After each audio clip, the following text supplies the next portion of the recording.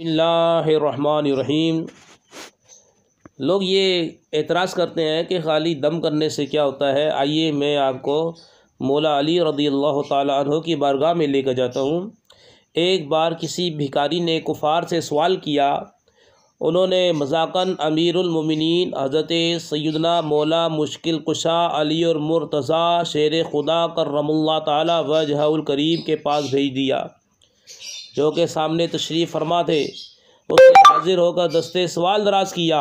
آپ کرم اللہ تعالیٰ وجہہ الکریم نے 10 بار درود شریف پڑھ کر اس کی ہتھیلی پر دم کر دیا اور فرمایا مٹھی بند کر لو اور جن لوگوں نے بھیجا ہے ان کے سامنے جا کر کھول دو۔